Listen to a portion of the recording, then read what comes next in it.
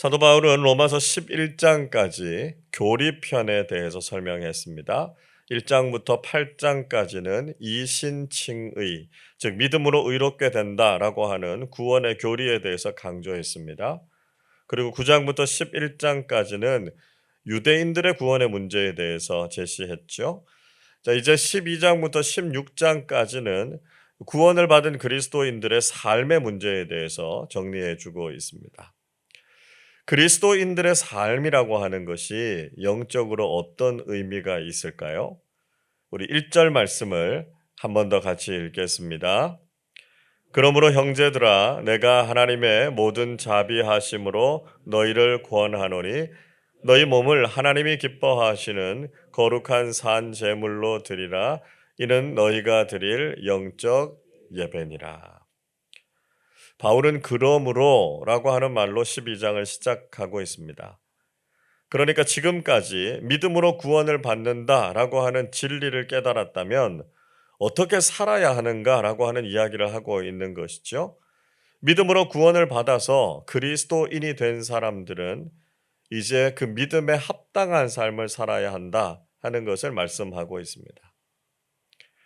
흔히 바울은 이신칭의의 믿음만 강조하고 야고보는 행함이 있는 믿음만 강조한다고 해서 서로 충돌한다 그렇게 생각했습니다.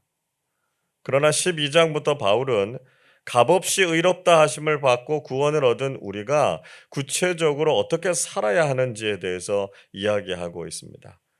그러니까 바울도 믿음과 행함, 또 신앙과 윤리를 결코 분리시키지 않고 있다라고 하는 것을 알아야 된다는 것이죠.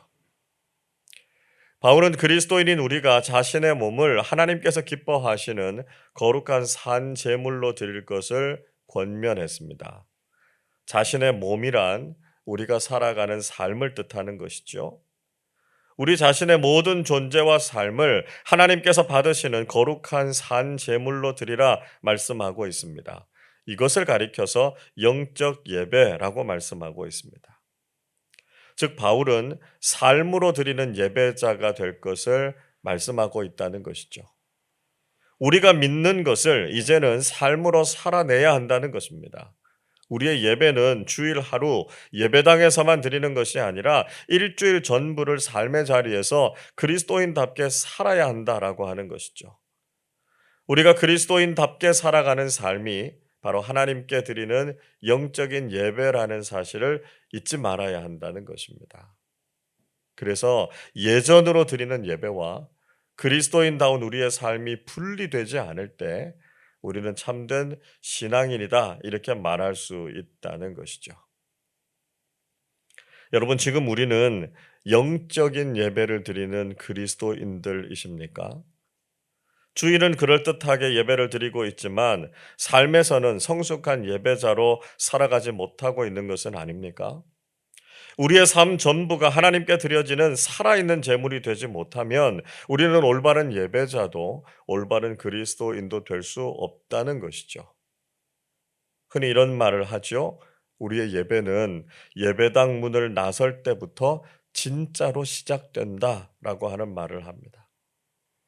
우리가 예배당 안에서만이 아니라 우리의 삶의 자리에서도 온전한 예배자로 살아가실 수 있기를 바랍니다. 자, 그렇다면 우리가 영적인 예배자, 삶에서 드리는 예배자가 되기 위해서는 어떻게 해야 될까요? 우리 2절 말씀도 한 번 더 읽겠습니다. 너희는 이 세대를 본받지 말고 오직 마음을 새롭게 함으로 변화를 받아 하나님의 선하시고 기뻐하시고 온전하신 뜻이 무엇인지 분별하도록 하라. 사도 바울은 우리가 영적인 예배자로 살아가기 위해서 세 가지를 충고하고 있습니다. 먼저 우리가 이 세대를 본받지 말아야 한다라고 하는 것입니다. 즉 우리가 세상을 따라가거나 세상을 배우려고 하지 말아야 한다는 것입니다. 흔히 유행이라는 이름으로 세상은 우리를 유혹하고 따르라고 말하죠. 그러나 우리는 유행을 따라서 살지 말고 진리를 따라서 살아야 한다라고 하는 것입니다. 최근에 교회도 세상의 방식과 유행을 따라서 복음의 진리마저도 타협해버리는 경우가 간혹 있습니다. 우리는 그 어떤 경우에도 세상을 본받는 삶이 아니라 오직 진리를 따르고 성경의 가치를 지키는 사람들이 되어야 합니다. 둘째로 마음을 새롭게 함으로 변화를 받아야 한다 말씀하고 있습니다. 이것은 구체적으로 회심과 영적 체험을 의미하고 있습니다. 우리가 그리스도인답게 살기 위해서는 스스로의 노력이나 결단으로는 그렇게 되지 않는다는 것이죠. 먼저 예수님을 내 마음의 구주로 모실 때 우리에게는 변화가 일어나게 됩니다. 그리고 지속적으로 영적인 체험을 하면서 우리 마음이 변화되어야 한다는 것입니다. 하나님께서는 먼저 우리의 마음을 변화시키시고 그에 따라서 우리의 삶이 변화되게 하신다라고 하는 것을 기억해야 된다는 것이죠. 셋째로 하나님의 선하시고 기뻐하시고 온전하신 뜻이 무엇인지를 분별하도록 해야 한다는 것입니다. 우리가 세상과 구별되어서 마음이 새로워지면 어떻게 사는 것이 하나님께서 기뻐하시는 것인지를 곰곰이 생각해야 된다는 것입니다. 우리가 하나님의 뜻을 깨달아 알아서 그 뜻대로 살아가는 것이 중요하다는 것이죠. 하나님의 뜻이 무엇입니까? 하나님의 뜻은 성경에 자세하게 기록되어 있습니다. 그래서 날마다 성경을 읽고 묵상하는 삶을 통해서 하나님의 뜻을 분별하고 그 뜻에 순종할 때 우리는 영적인 예배자로 살아갈 수 있다는 것이죠. 우리가 세상에서 구별된 온전하고 거룩한 그리스도인들이 되어서 삶을 통해서 하나님을 기쁘시게 하는 참된 예배자들이 다 되실 수 있기를 바랍니다. 자, 이어서 바울은 신앙 공동체 안에서 어떻게 살아야 할 것인가 하는 문제를 교훈하고 있습니다. 3절을 보십시오. 내게 주신 은혜로 말미암아 너희 각 사람에게 말하노니 마땅히 생각할 그 이상의 생각을 품지 말고 오직 하나님께서 각 사람에게 나누어 주신 믿음의 분량대로 지혜롭게 생각하라 말씀하고 있습니다. 우선 바울은 생각할 그 이상의 생각을 품지 말라 이렇게 말씀하고 있습니다. 그러니까 신앙생활을 할 때도 욕심을 부리거나 과도하게 무엇인가를 하려고 하지 말라는 말입니다. 물론 이 말은 신앙생활에서 열정이 필요 없다거나 대충 해도 된다 그런 뜻이 아닙니다. 우리가 그리스도인으로서 절제할 줄 알고 배려할 줄 알아야 한다는 것이죠. 때로는 교회 일을 하면서도 너무 과해서 자신도 시험에 들고 공동체도 어렵게 하는 사람들이 있습니다.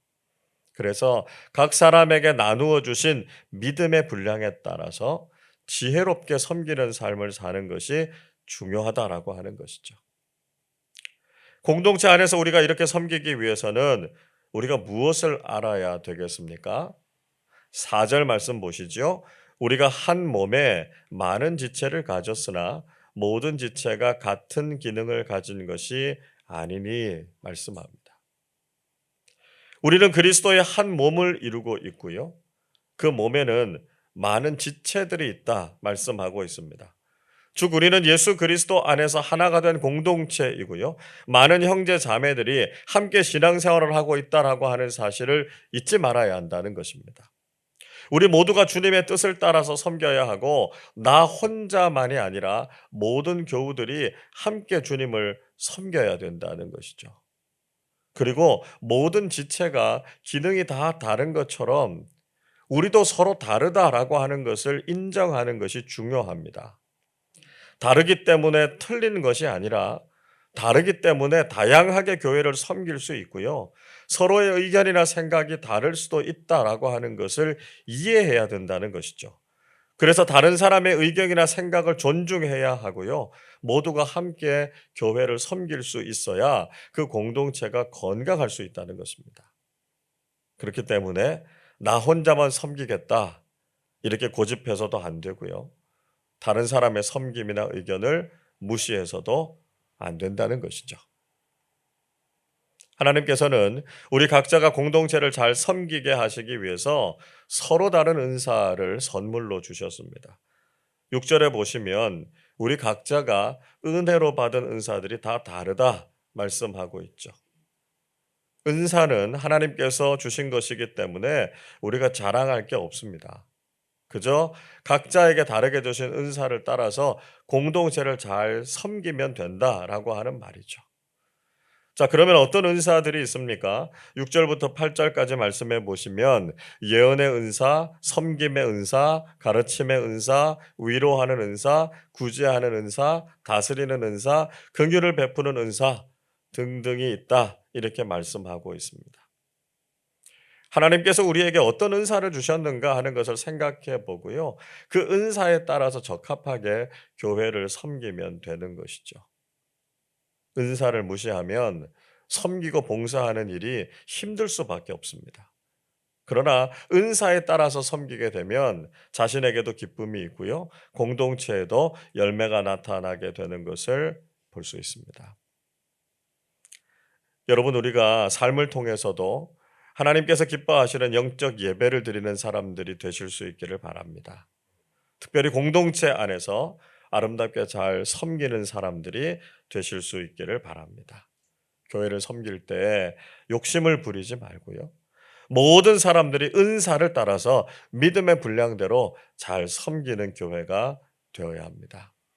하나님께서 우리 각자에게 선물로 주신 은사를 따라서 주님의 교회와 교우들을 잘 섬기는 아름답고 성숙한 믿음의 사람들이 되시기를 주님의 이름으로 축원합니다. 기도하겠습니다. 사랑과 은혜가 풍성하신 아버지 하나님, 죄와 사망으로부터 저희들을 구원해 주시고 값없이 의롭다 인정해 주심에 감사드립니다. 이제 그리스도인이 된 우리가 우리 자신의 삶을 하나님께 온전히 드려서 영적인 예배자로 살아가게 해 주옵소서. 예배당 안에서만 거룩한 예배자로 사는 것이 아니라 세상 속에서도 구별된 삶, 변화된 삶, 하나님의 뜻을 이루는 삶을 살게 하여 주옵소서. 저희들에게 참 좋은 신앙 공동체를 허락해 주셔서 감사드립니다. 우리가 주님 안에서 한 몸이 되었음을 고백하게 하시고 우리 각자가 주신 은사를 따라서 교회를 잘 섬기게 해 주옵소서. 나 혼자만 모든 일을 다 하겠다는 욕심을 내려놓게 하시고 서로 은사를 따라 각자 세워주신 자리에서 충성을 다하게 하셔서 우리 아름다운 교회가 주님께서 맡겨주신 귀한 사역들을 잘 감당하고 하나님을 기쁘시게 하는 믿음의 공동체 되게 하여 주옵소서. 비가 내리고 점점 더워지는 날씨 속에서도 우리 교우들의 건강과 안전을 지켜주시고 어디에 있든지 삶으로 주님을 예배하는 우리 모두 되게 하여 주옵소서. 감사드리며 우리 주님 예수 그리스도의 이름으로 기도하옵나이다. 아멘.